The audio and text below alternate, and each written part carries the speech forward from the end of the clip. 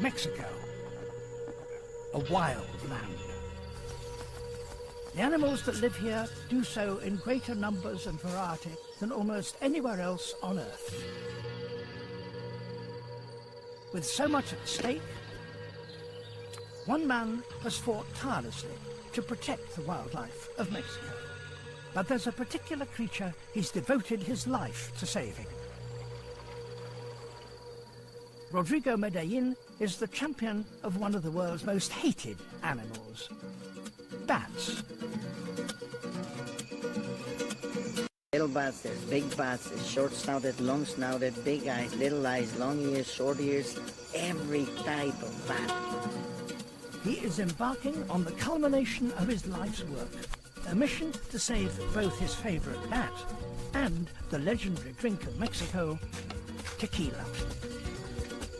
In Mexico and in other places, because of what I do, they call me the Batman. All I want is that people get the right information about bats and about how important they are for us. And if that entails them calling me the Batman, so be it. I am the Batman.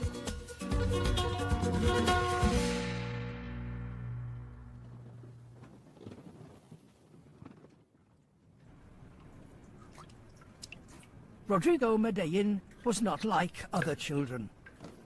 While his friends kept gerbils and hamsters, Rodrigo's pets were vampire bats. I remember when I was a kid, I would keep vampire bats in the bathroom of my home, feeding them blood from cows or from me sometimes, keeping blood in the fridge so that I could feed the bats every night. That was not easy to withstand, and still my parents let me do that. It was fascinating to me to see these bats feeding and interacting with each other, and they take care of each other so well. It was a lot of fun. It was the beginning of a lifetime's obsession. But Rodrigo grew up in a world that loathed bats. In the 19th century, there was this author who wrote a book entitled Dracula. That really touched the imagination of people around the world. And that has turned bats into monsters, unfortunately.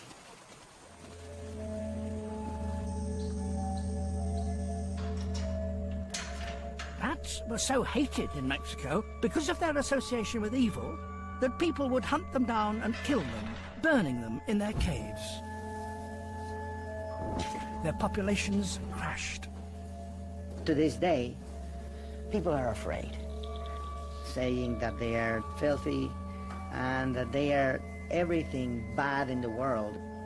That is really not the case at all. A kilometer into a mountain south of Mexico City, Rodrigo is searching for a bat so persecuted it was nearly lost forever. It's called the lesser long-nosed bat, or tequila bat. This is one of his favorite childhood haunts. For most people, caves would sound like a terrifying place, like a place where they don't belong. But caves are my perfect place. Caves are an incredibly peaceful place. Rodrigo has spent much of the last 20 years underground working to save the tequila bat. It's bat guano all over. Under that layer of bat feces is a whole layer of living insects, beetles, beetle larvae, fly larvae, moth larvae that are just moving everything. You look and everything is moving. Because bats move from cave to cave, he never knows what he'll find. As he approaches the roost, he must leave his lantern outside. Our cameras can see what he cannot. No one has seen this before. Look at this. There's so many bats around us in this beautiful space. There are thousands of bats here, of many different species, perhaps even the ones he's after. But Rodrigo can't see them. If I close my eyes now, it's exactly the same as if I have them open. I see absolutely nothing. In terms of my ears, I'm hearing a stream of bats coming from that direction around me and passing through, and then a bunch of bats squealing back there. I can picture a map of the cave in my head. The bats also navigate using their ears, but they have evolved the ability to see with sound. They make high-pitched sounds beyond our hearing and listen for the echoes of objects. This is how they can fly in the dark. This is what is called the hollow hell. Temperatures well above our comfort zone, close to 38 to 40 degrees Celsius. Very high relative humidity. All of my clothes are completely wet. People associate this heat with hell, but I feel perfectly at home here. Rodrigo pushes into the deepest chamber to find out if his precious tequila bats are here. He may not be able to see the bats, but the guano beneath his feet is a vivid history of what's lived in this cave. And Rodrigo knows his guano. Oh yes, this is a lump of lesser long-nosed bat poop. This tells me that this is indeed a lesser long-nosed bat colony. They're here, and thanks to Rodrigo's work, they're safe. Today, gates and guardians protect this cave. Now, Rodrigo must catch one to see if they're healthy. To do this without harming them, he uses mist nets, too fine for the bat's echolocation to detect. My first lesser long-nosed bat came into my hands when I was 15. We knew nothing about it. Then we found out that they were really endangered. We were looking at roosts that were known to have many thousands of lesser long-nosed bats, and when we visited them, they only had a few hundreds or none. That immediately told us that they were in trouble. So this is one of my best friends. This is the lesser long-nosed bat. This is an amazing animal that migrates for thousands of kilometers. It's a small but powerful flyer. Look at this amazing wing. This is what made bats so successful in the night skies. Long-fingered hand here and a very long arm here. You can see both vein down here and a series of muscle stretches here. It's very much alive so that they can control making it broader or narrower. That makes them masters of the air. It's getting ready to start a really exciting time, a really demanding time, a really dangerous time too, which is migration. The migration of this tiny endangered bat is one of the greatest in the animal world. This epic journey happens at night, so it's taken Rodrigo 20 years to work out their route. Over his life, he has discovered many of the roosts they use on their 2,000-kilometer journey and protected them one by one. The entire migration is powered by nectar. I'm gonna give it a little bit of sugar water here. This incredible tongue that they have is the perfect instrument for them to reach into deep flowers, like agave flowers. It's incredible that an animal this big can do what these guys do. I love them because of that. Rodrigo is about to immerse himself in the bat's world. By tracking their entire migration, he wants to see if he's achieved what many thought impossible, saving the tequila bats from extinction. The stakes are high. Their fate is tied to Mexico's most famous export. As a Mexican, I'm proud of my country. And part of the Mexican spirit is a beverage that is called tequila.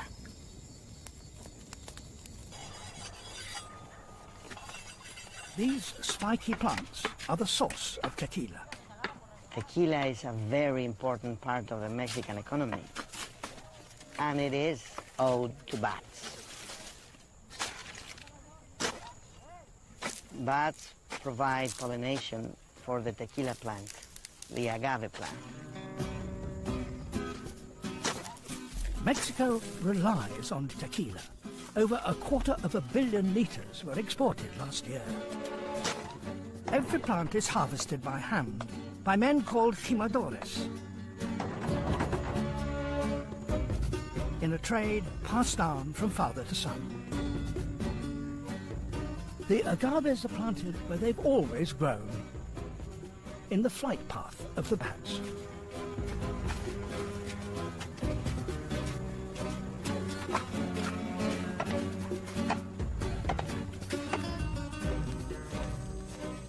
What agaves do is they grow and grow and grow, and then when the time comes, they send this amazing shoot, huge flowering stalk up into the sky. They invest all of their energy that they have accumulated over 15 years into one single reproductive event that basically costs them their lives. The link that they formed has been here for millions of years. Agaves rely on the bats to move their pollen. Bats rely on agaves so that they can survive. We could not have this amazing product if it wasn't for the bats. And I can't help but think of the bats and thank the bats for the incredible service they give us.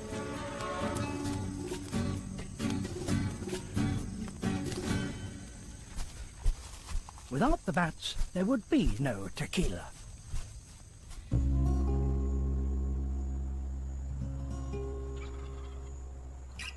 Bats are so vital in spreading pollen and seeds that they're known as the farmers of the tropics.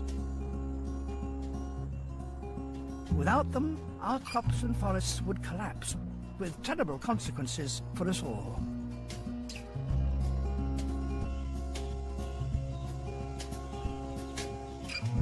The tequila bat's journey takes them west, and they sweep through the valleys and plains of central Mexico. The land beneath them changes constantly, and always they pass over us. Until 500 kilometers west of where they started, they hit the Pacific Ocean and the uninhabited islands of Charmela.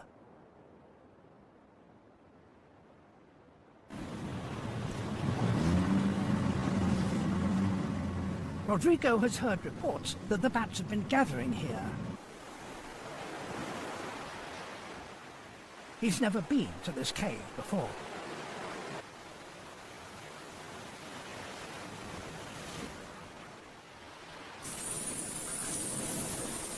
To his horror, it's full of cockroaches. He hates cockroaches. Oh, so many cockroaches, and I almost fell on them. But he's astonished by what he finds. This is incredible. So many lesser known bats all around me. It's so good to see that their numbers are stable and big. The tequila bats have come together from all across Mexico with one thing on their minds. El día que te encontré me enamoré. Tú sabes que yo nunca lo he negado. Con saña me lograste enloquecer. They're mating here right now. And this is a very well protected cave.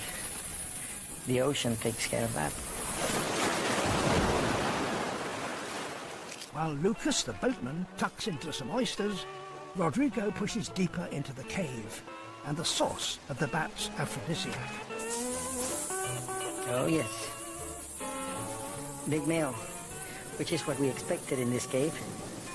It's full of males getting ready to reproduce.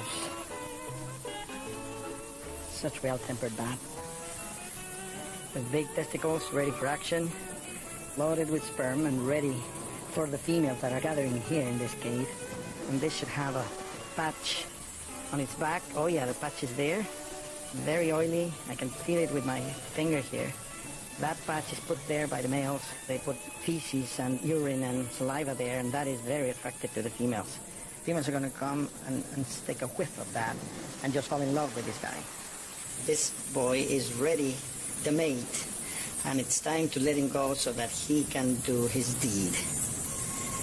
There you go, my friend. On the roof of this cave, an extraordinary mass seduction is taking place. Once the females find a male whose sex potion entrances them, they'll choose him as their mate.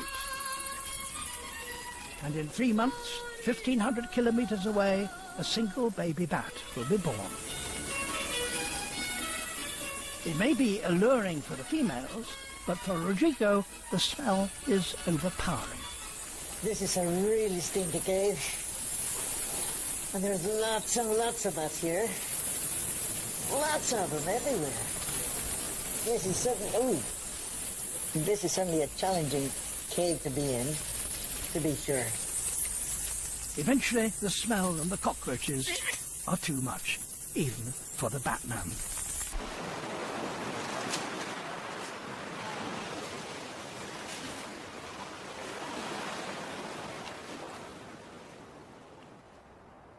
The bats will stay on this island for weeks, mating and building their strength, before they continue on the next stage in their migration. It will be perhaps 30 sunsets until then, and each evening is a changing of the guard.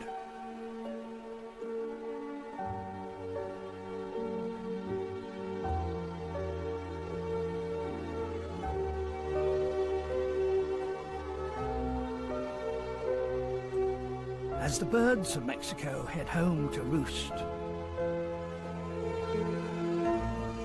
all across this enormous country, bats are about to reclaim the night.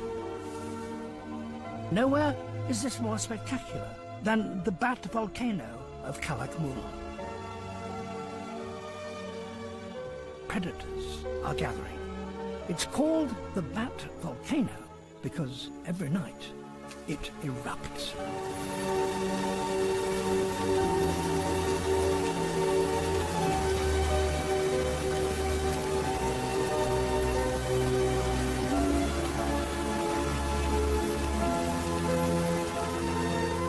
This is one of the greatest bat colonies on Earth.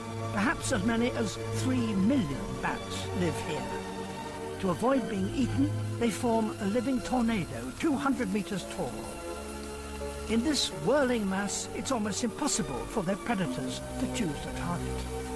But the bats must head to their feeding grounds, and they start to peel off across the forest.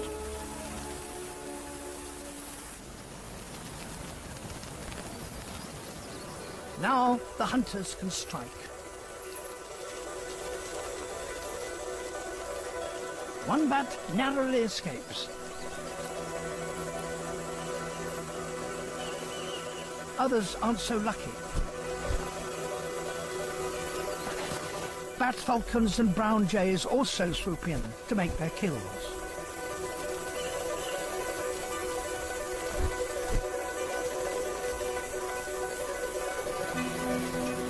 But nothing can dent the swarm.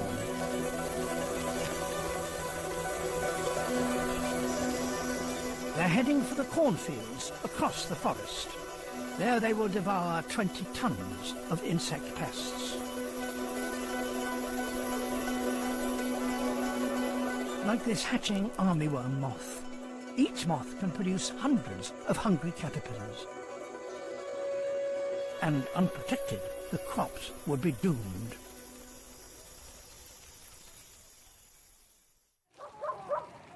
Most Mexicans don't realize that they owe not only their tequila, but also their corn to bats.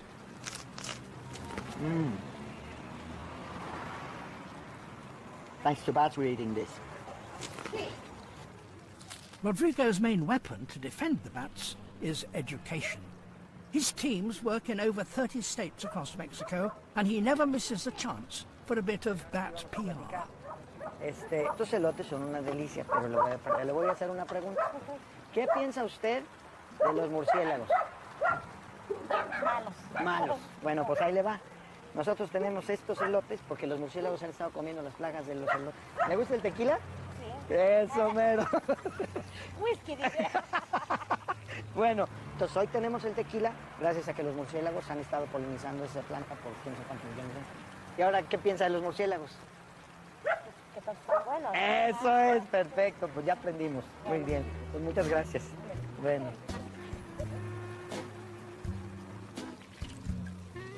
You can see it in the eyes of people when you talk to them, and it makes sense. All of a sudden, everything makes sense.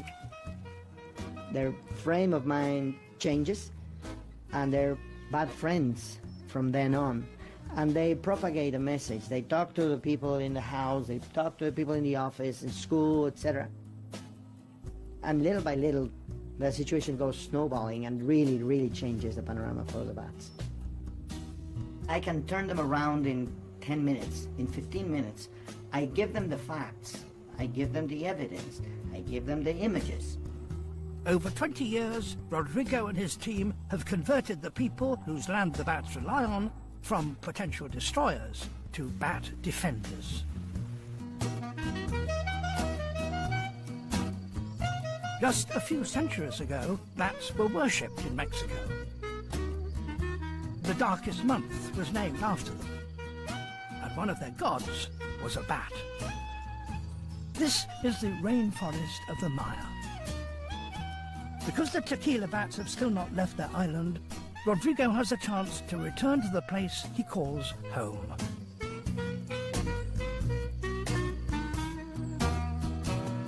Once, a vast empire stretched across these lands. Now, their temples, palaces, and sacrificial altars have been swallowed by the forest.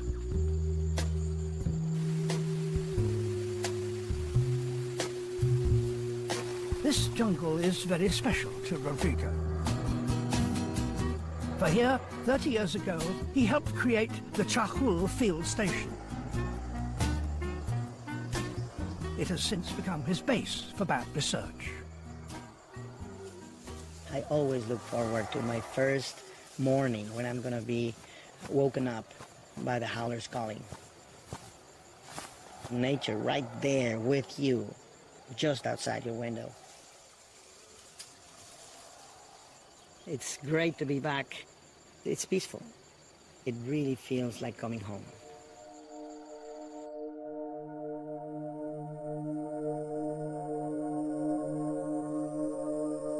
Every time I go into the forest looking for bats, there's something different going on. The forest is alive. Every little piece of forest that you see has a secret to unveil. One of the first nights that I spent here, I set my mist nets. And I was blown away by the diversity of bats, by the abundance of the bats. There's nothing like this anywhere else in Mexico. Not like this. This is 50, 40 species in a week. Many bats that I caught there had never been caught in Mexico before. So those are new records for the country.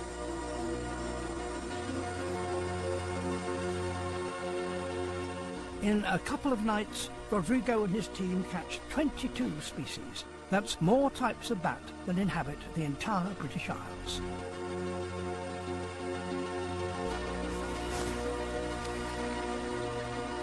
Flower nibblers, fruit gobblers, and even some bats that devour other bats,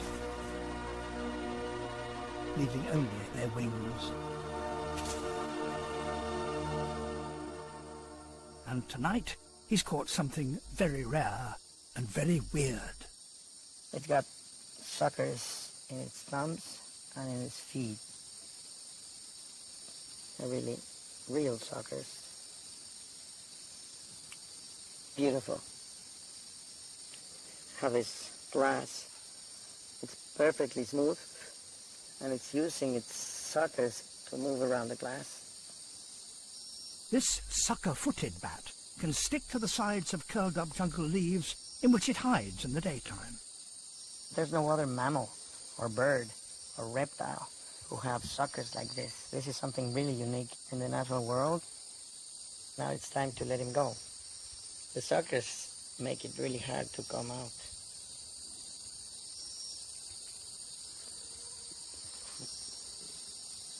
Some gentle encouragement, and he's away.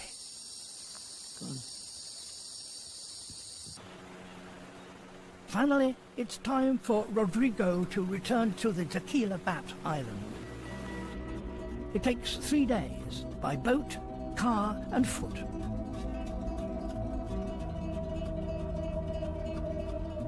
The females are now pregnant and are ready to start their long journey north.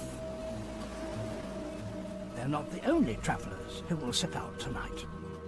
For on the beach, new life is stirring. This is a miracle. This is many miracles happening right now. These are all olive ridley sea turtles. Their mother deposited the eggs here about 2 months ago. And these newborns are incredibly powerful, having just pushed through about 2 feet of sand. They're getting ready to go into the ocean. Good luck to you all. From this beach, the turtles will spread across the oceans. Those that survive will be pushed by their instincts and their memories to return to this beach to lay their eggs. It's this same urge to go back to the place of their birth that drives the mother tequila bats north. They too are returning to where they started life. Before they spread out across Mexico, Rodrigo has a rare chance to count them and estimate how many there are. This is an amazing thing. I can't see anything. The cave is straight ahead of me, so this thermal camera can tell me what's going on there. Using this technology, we can estimate how many bats do we have in this cave. I'm guessing about 40,000 lesser long-nosed bats. This, of course, is chaos. I mean, really, they're going in every possible direction. But the spectacle is incredible. This is staggering, considering that 20 years ago, when Rodrigo started to save them, many caves only had a few hundred bats, or none at all.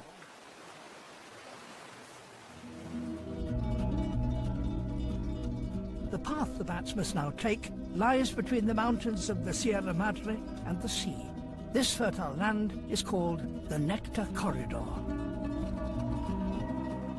Because here, every year, billions of flowers open at night.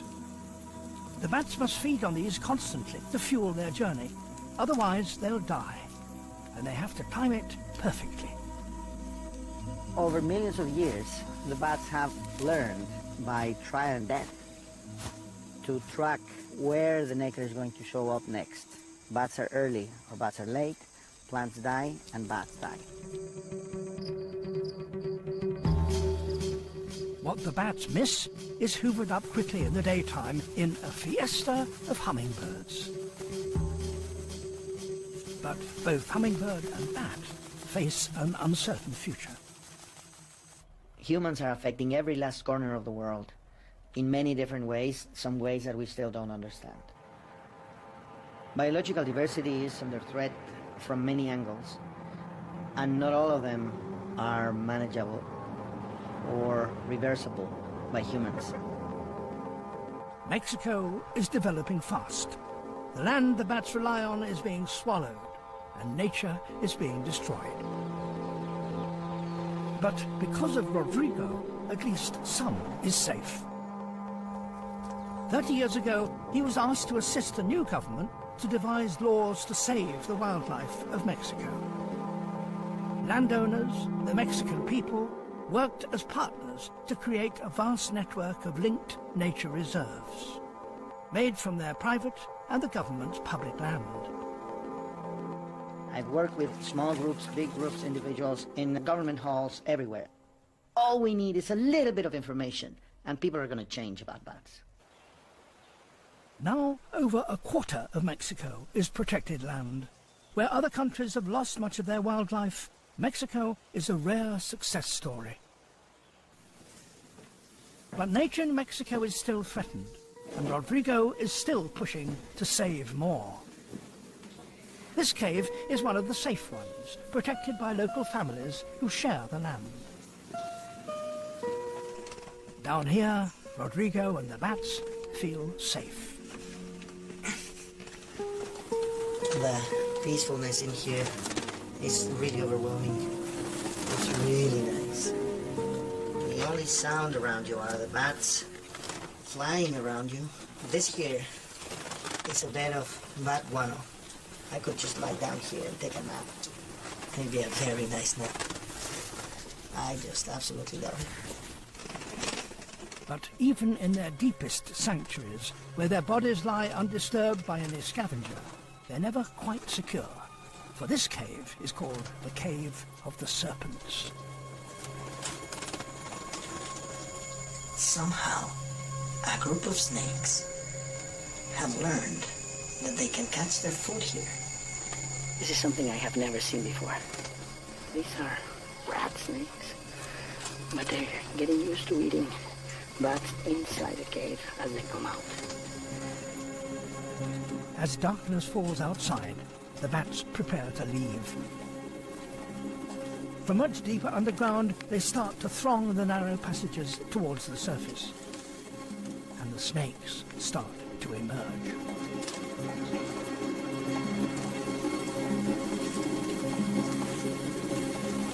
Look at that.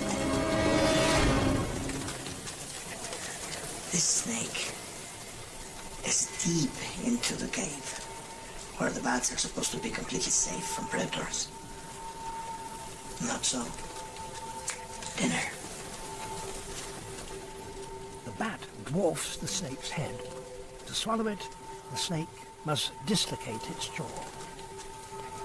This is one more danger that bats face along their migration. And still, they're there and surviving.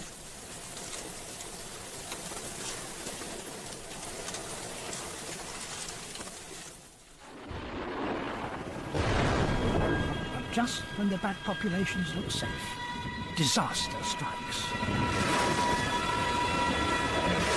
Within weeks of each other, not one but 2 hurricanes hit Mexico and batter the entire Pacific coast. This is a threat beyond even Rodrigo's control. He loses the tequila bats. Across the country, he sends his students to everywhere the bats have ever been found. For 3 weeks, they search day and night. This has never happened before.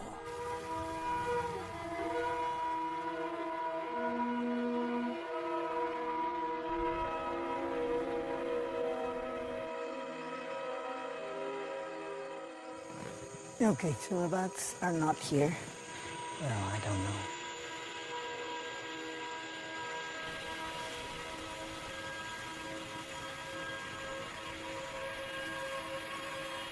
If many of the bats have been killed, the future for their species is bleak.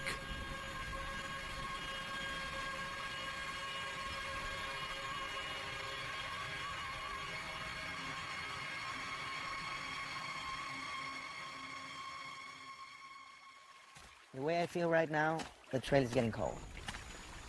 I'm not sure if we're gonna find them. Our only hope is to keep poking and looking in every little piece of bat habitat that we know of to see if they're there. It's a tense time for Rodrigo. He puts out rewards for any leads. At last, one of his students thinks they've seen a tequila bat in a cave called Las Vegas.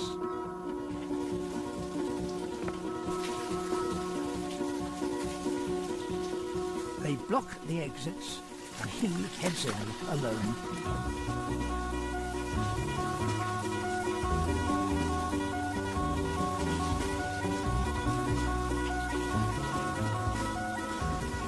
finally he emerges, triumphant.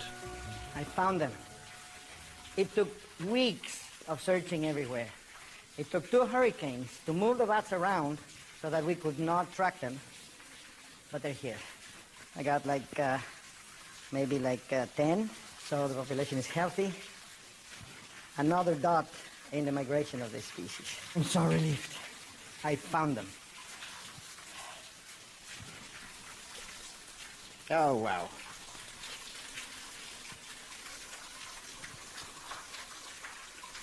Oh, look at this. This is a pregnant female. Her wings are in great shape. Wow, I can feel the head right here and the rump over here. This is the baby right here. The baby is really big. I can imagine the energy that this bat has spent just flying around with a fetus growing inside her. Thank you, Mom. We're ready to go.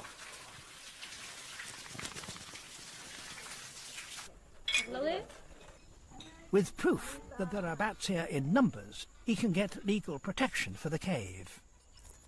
The tequila bats have another vital place of permanent safety.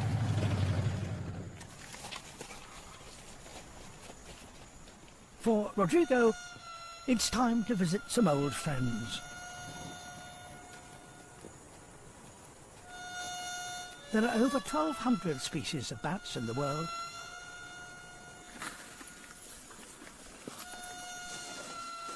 Three are vampires.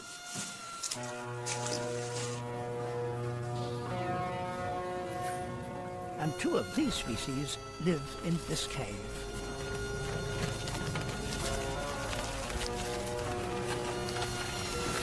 I got you.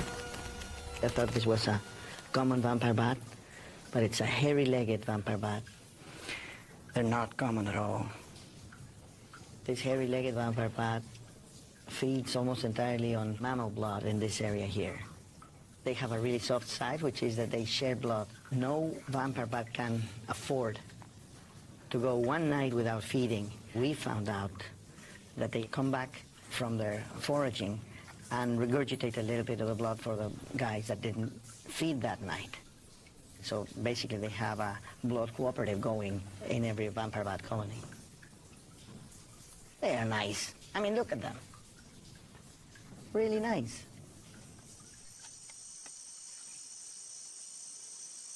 This might look like the stuff of nightmares, but the cow is oblivious to the vampires feeding on its back and sides. Vampire teeth are so sharp that the cow doesn't feel their bite, and an anticoagulant in their saliva keeps the blood flowing. They don't suck, but lick up the flowing juices. Often they will return to feed on the same animal night after night. Regrettably, Rodrigo can't stay for dinner. He's back on the trail of the tequila bats. He heads north to the end of the nectar corridor and the edge of the Pinacate Desert. The Pinacate Desert is one of the great deserts of North America. It's part of the Sonoran Desert, and as such is part of the driest desert in this continent. It's one of the most challenging places on Earth to make a living as a human being or survive as a species. This place has been a desert for at least 100,000 years. The bats are aiming for a cave deep in the heart of this desert in the Badlands just south of the US border.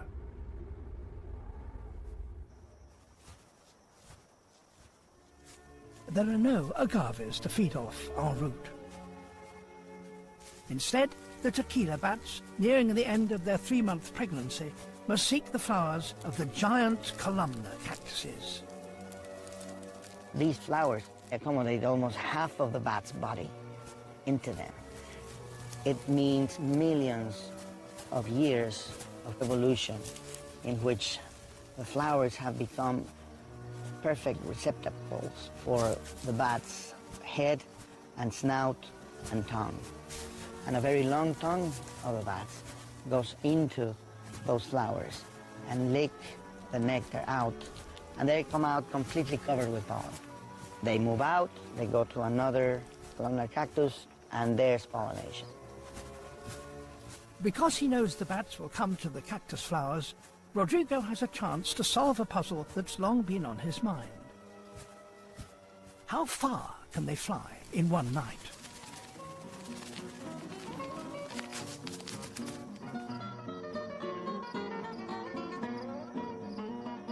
It is a female, very lively, in very, very good health. We're going to mark it with a blue powder. Rodrigo coats the bats he catches in harmless UV dust, which they will lick off and digest. We keep the head out so that the powder does not affect its senses. That should be enough. The bats will now head on to their roost. And if Rodrigo can find a glowing bat dropping there, he can prove how far they've flown. At least in theory. No one has tried this before.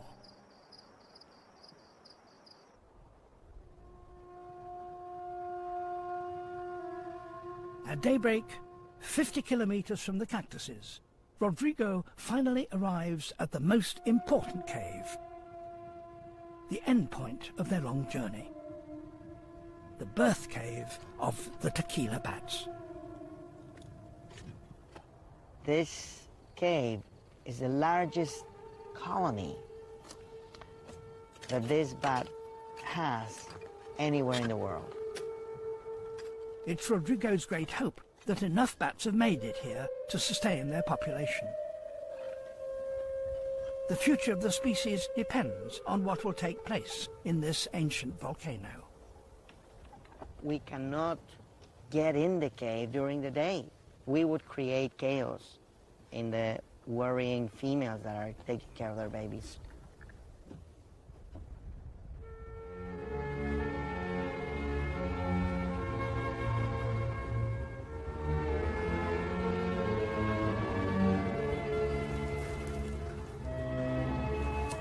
Rodrigo must wait by the cave mouth. Night falls.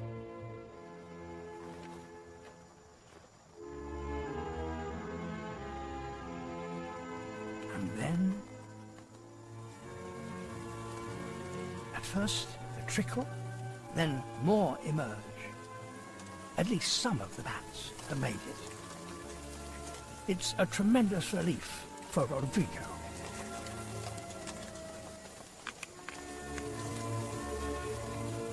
Now the mothers have left the cave to find food. It's safe for Rodrigo to go inside.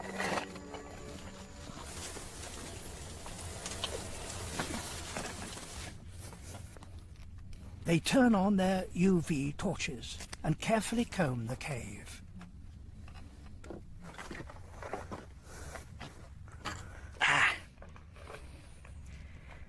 Blue poop. This is proof that these bats are really long-distance flyers, doing 50-kilometer one-way trips and then coming back every night. This is a really good find. Confirmation. To fly to the cactus where Rodrigo dusted it and back is a 100-kilometer round trip. No one suspected the bats could fly so far. This is a spotted skunk, and it's coming out now. I have never seen it before. Look at the incredible pattern and the huge feathered plume, advertising that it is about to spray us. But it chooses to go off into the dark. Rodrigo moves far deeper into the maze of the volcano than he's ever been before.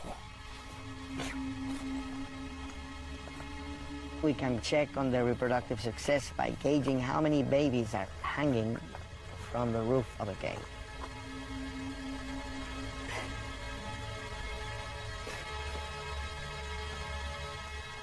At last, far below the desert surface, the bat's secret, their nursery. This is a group of babies, and there's a mix in their ages. Most of them are about a week old.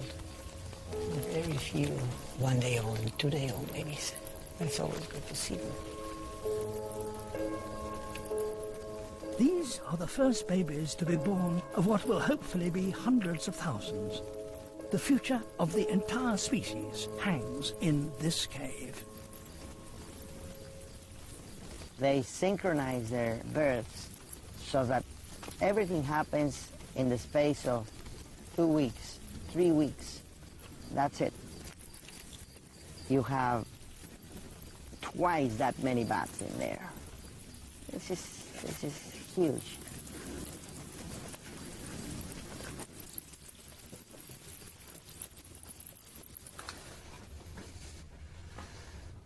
Oh yeah, this is a good spot for the camera. Rodrigo sets up remote cameras. He can't stay when the mothers return, so he's never seen what happens here during the day when they're reunited with their pups.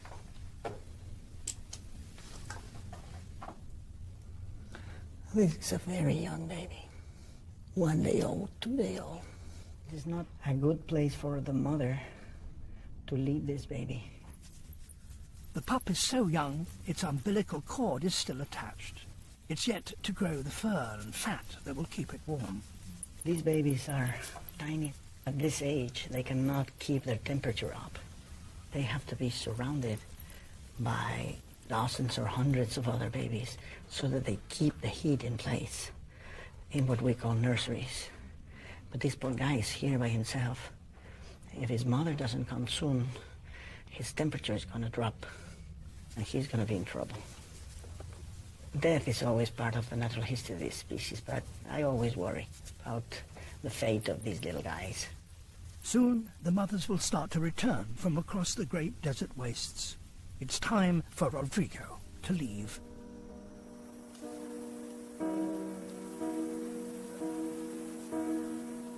In the hours before dawn, the bats flood into the ancient volcano like an eruption in reverse.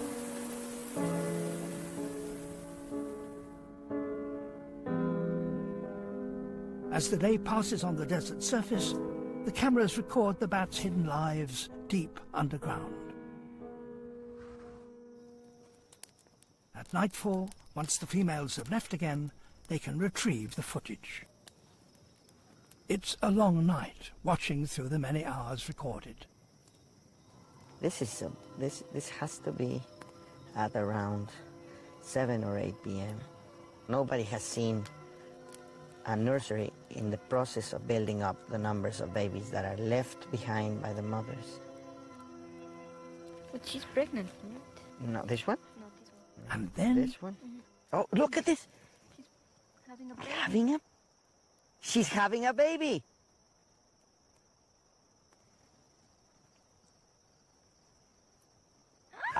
No es posible!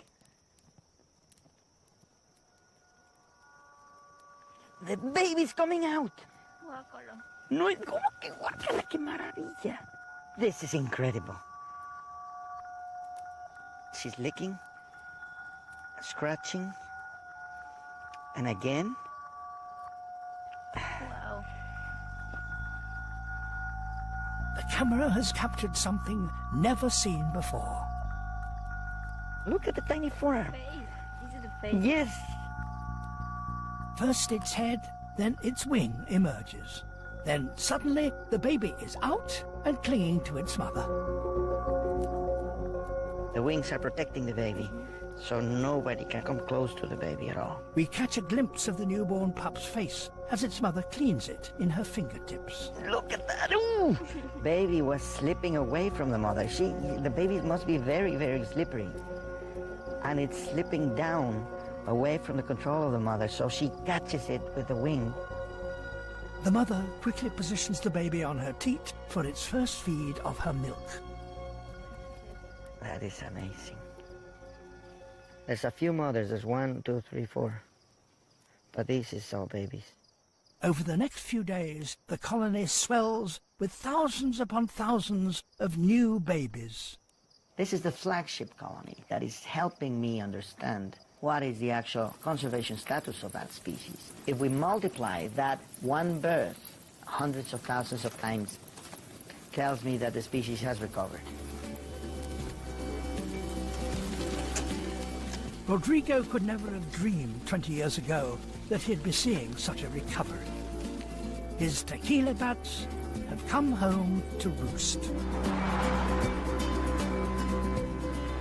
Our work as conservation professionals is not to put as many species as we can in the endangered species lists. Our work is to work as hard as we can for as long as it's needed only to recover that species. Finally, Rodrigo is ready to make an extraordinary announcement. There's places where I have to be in big meetings. You have to address the world. Before that happens, I picture myself in a cave. In the darkness, in the quiet, in the peace of a cave, everything is great then. At the Ministry of the Environment in Mexico City, the journalists and ministers pack the room to hear what he has to say. Así es que me da muchísimo gusto anunciar aquí que el murciélago magueyero menor finalmente ha dejado la lista de especies en peligro de extinción para convertirse en una especie recuperada. Es tiempo de celebrar. Thanks to the work of Rodrigo, his team, and hundreds of others across this country, the lesser long-nosed bat is the first species in Mexico to be officially saved from extinction, and it will be removed from the endangered species list. This is a clear indication that our work is actually having a good impact in the world. His method of combining research, law, and community education has meant every single bat colony has either stabilized or increased.